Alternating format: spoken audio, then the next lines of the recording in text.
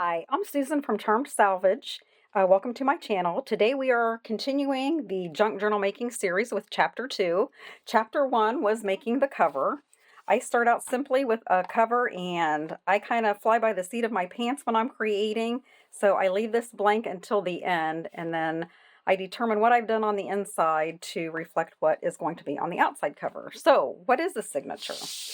A signature is a group of papers that comprise your junk journal. So this particular junk journal has 5 signatures, and I've just kind of divided these so you can see different papers in a junk journal. You can embellish the pages, you can have little flip outs in there, but that is what a signature is. So we have 1, 2, 3, 4, 5. Now this isn't a typical signature, but I still consider it one. It's just a little special type of thing, portfolio that I put in the middle of some of my journals. The journal we're making is going to have 5 signatures, but they are all going to be paper signatures. So, some examples of what you can use in your signatures. You can use coffee dyed paper, and here is an example of coffee dyed paper with some patterns on it. I did these on a rack, so they have the lines in here. This set was done on a textured cookie sheet, so it has little diamonds on there, if you can see that.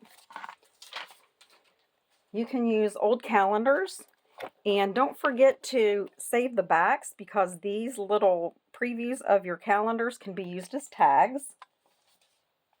Digital kits can be used. A good place to purchase digital kits would be Etsy. These are just printed off on your own computer. They're very affordable to purchase. They come with different ephemeras, tags, different things to put into your journals. You can use packaging. This paper here was packaging out of mail. I like the crunchiness and the texture of that. You can use scrapbook paper. One point I'd like to make on this is I never pay full price for scrapbook paper. This was purchased at Hobby Lobby. A lot of times they have the 40% off sale, but I like to wait until they have a clearance. So I got this for $5.24. A lot of my stash is comprised of clearanced paper. Sometimes you can get these for as little as $3.24. Excuse me. Also, you can purchase, this is a scrapbooking kit, but is perfect for junk journaling. You've got your papers in here. You have ephemera. These can be cut up into journaling cards, or you can make tags out of them. Also, don't ever get rid of the packaging. These can also be cut out and used. Watercolor paper. I love to do mixed media in my junk journals, so you may want to incorporate some watercolor paper for that purpose because it's nice and heavy and won't go onto the other pages of your journal. Another good thing to use would be mixed media paper, and this is nice heavy paper for mixed media that you can use. This might be even preferable because it's a little bit thinner and it does hold up very well for mixed media. Something else you can use is drawing paper.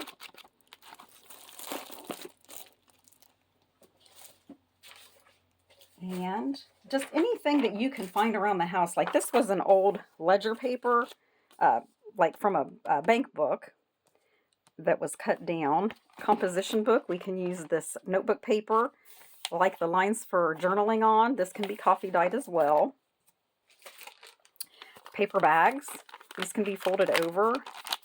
Okay, this can be a pocket. You can slice this open for a pocket. Here's just an old or a book I found at a store. These are great for journaling pages. Magazine pages. So anything that looks good to you, you might want to include in your junk journal. Graph paper. Graph paper, I like the blue on the graph paper because when you coffee dye this, it takes on a life of its own.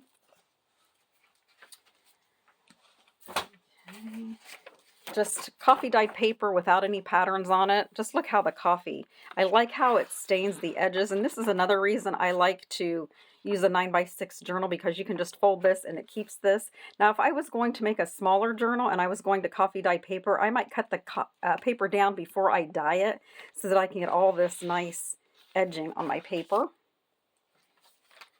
Another example of a bag. You can use greeting cards. So here's a card with an envelope. You can incorporate this in your journal as a pocket. This could be cut down as a journaling card, or you could make a tag out of it. Some more calendar papers. Another greeting card that you could use. If you don't like what's on it, you can always cover that up. And here we go on to junk. These are just some envelopes that I've received in the mail, which I have kept. We can use these in our junk journals as well. This journal here, the bunny journal that I showed you, it does have an envelope in it. And this is what that looks like. So here's where we use one of those envelopes in the junk journal.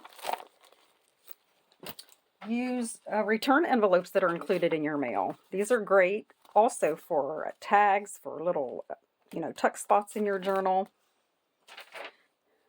Vellum paper. Love the sound of that. You can get this plain. You can get it patterned. Don't forget to look at your coloring books.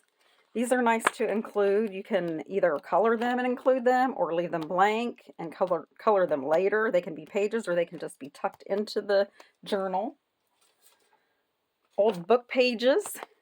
Look how nice and yellow these pages are. Those are nice to include. These are nice for pages. You can just rip these out and include it as a page, or you can make tags or other embellishments with those.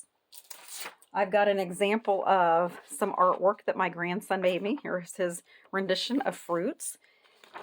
It has his name on there. So anything from the kids, artwork that they may have done in school, maybe they have a test with a 100 on it, or maybe there's some nice writing on there from the teacher. You can include that in your junk journal. Catalogs. These are great. You can cut different things out of the catalogs to make tags. You can use these as your pages. I'm going to set this aside because the pile is getting really big. Because I still have a few more examples, believe it or not. Ledger paper is always good. This can be folded instead of cut down. Then you have a fold out on in your journal. Music paper. This was purchased at a thrift store. I've gotten these at auctions. I have a great supply of music papers. Some of them you have to be really careful because some of them I have from early 1900s, 1920, 1930, and they can be a little brittle. So you want to be careful of using those in your journals. I've used those before and had to reinforce with washi tape. Here's just some papers that were included in a course that I took. So I took these out of the back of the notebook and thought, oh, those would be perfect for my junk journal. This I got at a thrift store. It's just a book of music paper. You can use as is. You can coffee dye it any way you like. Another thrift store find, tracing paper. So it's just another texture you can use in your journal. Note cards. These can be used as pages. These can be used as tags. Any stationery that you might have also makes nice papers. They come with envelopes, which can also be used in your journal. Here's just an example of a weekly meal plan I found. Here is an old magazine. Let's see, August 1947. It is kind of hard sometimes to take these out. I like to use things that have some damage to them. Tissue paper. Tissue paper from wrapping can be made into a page. Has a nice crinkly, nice texture to it. It can also be decoupaged onto your pages. Any kind of stationery that you come across, just set it aside. Then you can also use plain coffee paper. Plain white copier paper is what I use when I coffee dye. And then you can also get colored copy paper. And if you're doing some type of themed journal, you might want to use a specific color. And I've also got these papers here were dyed with Easter egg color. So you can dye papers with just a lot of stuff. You can use Kool-Aid. That makes some really cool dyes. You can coffee dye, tea dye, you can avocado dye, food coloring, Easter egg coloring. Somehow I got another coffee dyed paper in there. You can use index cards. You can fold these for a little short paper in there. I like to use them as tags, which we will get into later. And this here is my absolute all-time favorite. I got this book of blue colored graph paper at the Dollar Tree. And all this is coffee dyed paper. And I love how it just pulled that brown and that blue off the paper to make this gorgeous green. It just really, really dyed those papers beautifully. This is something else you can get at the Dollar Tree, packets of doilies. Now this one's been avocado dyed, but you can use these plain. They have them in colors. They have red, they have green, they have pink, white, and it just makes like a nice little page in your journal, just something different. So that's what we have so far as examples, and this is not all inclusive either. I mean, there are other things. You just have to use your imagination to determine what you want to put in your junk journal. So back to our journal. So I have decided that this is going to be a mermaid themed junk journal. This fabric works really nice because it reminds me of sand. So I think that's really good. What I found for this is, I had another, found this in my stash. It was a paper pad beach house. So I'm going to use these. Now what I like to do, and no, I didn't pay $20 for this. What I like to do is I like to divide my signatures with like a cover paper. Like if you'll notice in this bunny journal, I've got some specific papers, some really pretty papers on the signatures. And that's just what I like to do. You don't have to do that. It's just something I like to do. So I chose some papers out of here for my journal. And this is what I've come up with. Now this is going to be a chunkier journal, and I do love them chunky. So I think I have maybe 17 pages in here. Now your journal does not have to be that thick. I wouldn't probably go less than 10 in a journal of this size. So if we're doing 5 signatures, you would want at least 10 papers in each signature. So this is what I have come up with. I have all these papers, and what I'm going to do next is I have to divide these into 5 signatures. So I have pulled papers and I've kind of grouped them together so that I can divide them up. So I've gone and I've pulled these papers and grouped them together, and now I'm going to divide them into 5 sections. So I'm just going to make 5 piles for our journal. And these I got off, I believe, Amazon. So those are really keeping with my mermaid theme.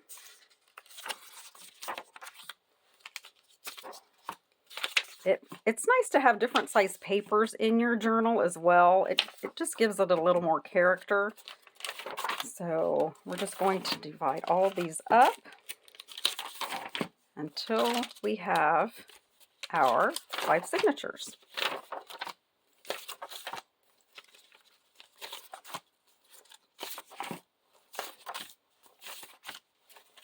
This is just some dyed graph paper. And then I have some specialty papers here. So just different things for this. Here is just an old gin rummy game paper. So that's another thing. If you're looking, if you go to the thrift store and they have old kids games or even old games like this, check and see if they have papers, Monopoly money, anything like that is fun to put in your journal. Here's an old ledger paper from 1966. Just some stationery. This was some more of that Easter egg dye colored paper. And then I have a journal paper here. It's big. I am not going to cut this way because I like the fold outs. Here, this is my favorite graph dyed green paper. And I think the green will go well in a mermaid. You've got greens and blues. And then another group of different papers. So coffee dyed. This is mixed media paper. Here's some parchment paper. This is a practice page out of a music book. This I got at the Dollar Tree. It's just that paper, you know, where kids practice their alphabet on. Then we've got some notebook paper that's been cut down to size. We have avocado dyed paper. This has I put a doily on it before I actually baked this in the oven, dry it in the oven, and I got this, if you can see that, the doily effect.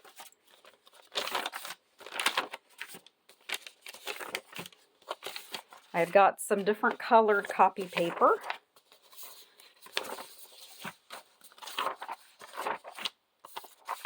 And more copy paper.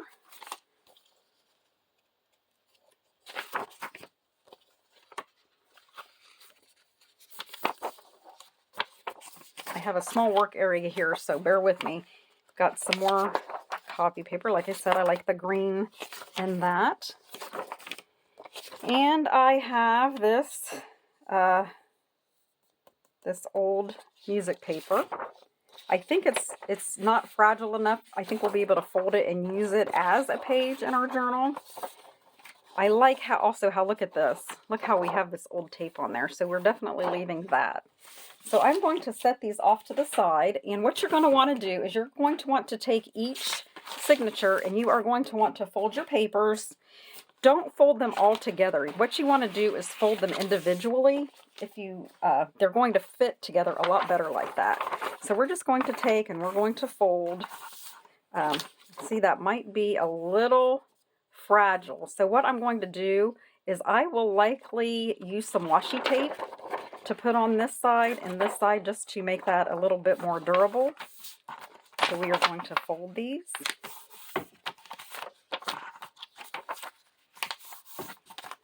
And always check after you have folded your papers that everything is right side up. Ask me how I know how to do that. You do not want to get your signature sewn in your journal and find out that you have some papers that are upside down. Not a good feeling. Just going to fold this like this. Okay, now I am not going to fold all those signatures while we are on here, but you get the gist.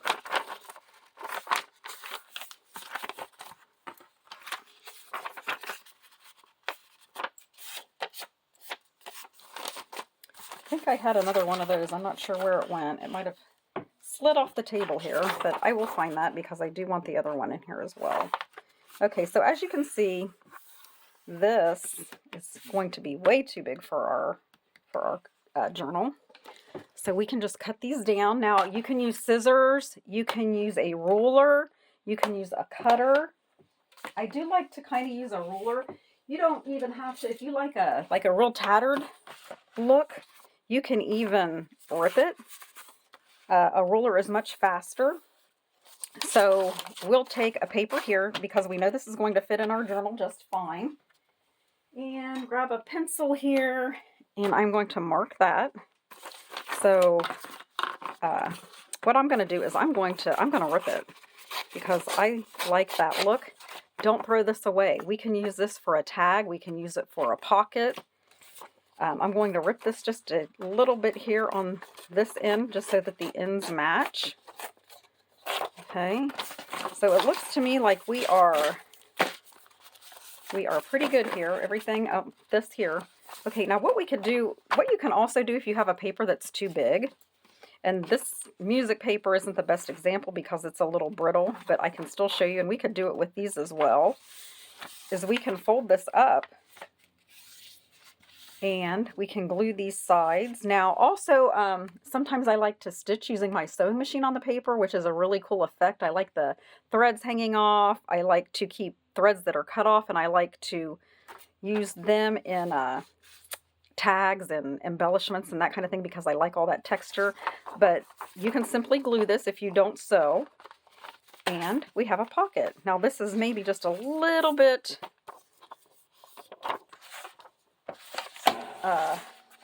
too big for that, so what we can do is just trim that off Like I said, I could have ripped that off. I could have cut it off with scissors. It doesn't matter. Use what you have. You don't need special, a whole lot of special things to get this done.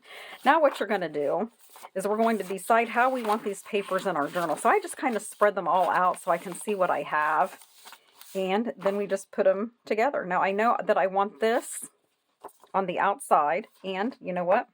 This is going to be too wide for the journal, I believe. No, it's not either. We're good. But if it was, we would just trim that off the side. So I'm just going to put some papers in here. And I like to just mix them up here.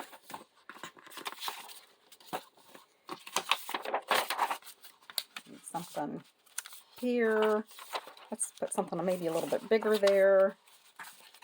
And then maybe this one over here. And we're going to want to situate this so that it does get sewn in when we go to sew this in. I have to find my other one before I finish this up, and I will do that. So here, just mix them up.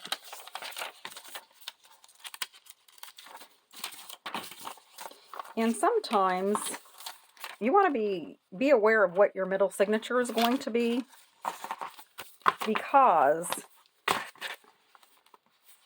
you are going to want something in the middle. So maybe you want a spread in there. Maybe you want a picture in there. Like say you were using, I don't know, maybe a book page that has illustrations on it. You may want that in the middle. So what I'm going to do is I am going to go ahead and I'm going to get all my signatures ready and together. And then we will come back and we will sew them in our journal. Okay, there is one other thing I wanted to add. In the first video, chapter 1, I was talking about making themed journals and how I have different bins set up for the journals. And I just wanted to give you an idea of what one of these bins looks like so that you can, if you're planning one, just some ideas that you might want to put in your bin. So I have these bins. I have them in a holder in my craft room. And here's just an example of some of the things that I've picked up for a mermaid junk journal. So I came across this book. It is Ocean Patterns, and I thought it would be great for an ocean journal. These papers that I found, different mermaid themed papers. I found this at Hobby Lobby on clearance for 99 cents. It's a ribbon, but it looks like fish scales to me, mermaid scales, so I thought that might be good. And like I said, some of this stuff I may use, some I might not, but we've got it, and it's always nice to have a plan. So do not remember where I got this, but it is a mermaid sequined, whatever you want to call that, but it's a sequined mermaid. One day I had the grandkids over and we were making ephemera. And we made little booklets. Little did I know I would one day be doing a mermaid or ocean themed junk journal. But I had these in my stash. It's little booklets that we made. Life is Better at the Beach, Sea, Sun, and Sand. And they just have little papers in here, just little notebooks. And I thought these would be great. I might be able to stick one or two in my journal. Mrs. Coggs is, you can find her on Etsy. She has beautiful digitals. She makes the most beautiful junk journals I've seen. But this is, I printed this out. I made another project out of this to go with, it actually fits in with my junk journal really well. But you can use these digitals for everything, not just junk journaling. I made a little mixed media bottle. So, with this digital. It's not the only digitals included in that kit. Thrifting and found some SeaWorld playing cards. Playing cards are fun to incorporate into your journal. You can just throw them in there and use them at a later date. You could make tags out of them. You could make journaling cards out of them. You would just cover one side with paper. I like to also make artist trading cards. And you can also put those in your junk journal. This I had left over from another project. It's little pieces of driftwood. So I thought, you never know, I might use that on my cover because I do like the 3D effect. Here are some more cards I found, 59 cents. Lighthouses, that'll be perfect for in there. Not sure where I got these little themed papers at. Probably Amazon if I had to guess. And let's see, we've got those. Stamps for my collection. So I just pulled stamps that I had and I threw them in the bin. So I've got the shells, flip-flops. I don't know if I'll use those or not, but they were themed, so I kept them in there. Another one, a shell. You know, on the plain papers that aren't coffee dyed, I like to cover them up with maybe some sprays, stenciling, stamping, just to make them a little bit more decorative. Here is a sticker that I had. The day that we were making ephemera, me and my grandkids, one of the kids I think made this. It's a hidden paper clip, but mermaid kisses. I had made one a mermaid themed explosion box, and that's where this paper was from. Here's another one of those. What I did on these those digitals, I copied them onto tissue paper, so they're beautiful for decoupaging. You could also put them on paper. I found napkin, make a splash. I found this out of a catalog. These were under lights under a kitchen cabinet, and they looked to me, you know, like the portholes on ships. That's what it reminded me of, and I thought, you know what, I'm gonna just throw that in that bin. Be good on the cover or on a page. Of course, when I'm hitting those clearance sales at Hobby Lobby, I love to look for these red tags, and I saw these and thought, that might be good in a tag. We're also going to make a tag for our journal. Beads on clearance. Those might also go really well in our tag, or they might be a dangle inside of our journal. Some of those fell out of there. Like I said, when we were making things, we were making little embellishments for journals, and this had the ship's wheel on it, so I pulled that out of the stash. These are from Candies, but they look like fishing nets to me, so I threw those in there as well. Excuse me. Dance of the Monkeys. I'm not sure why I thought that was appropriate for a mermaid journal, but it's there. Then I have these Tim Holtz compass coins. Those will be really nice in that journal. Here's a glass from, I think I have another one of those. It's probably fell out, and I'll find that as well. And then just some stickers. I found some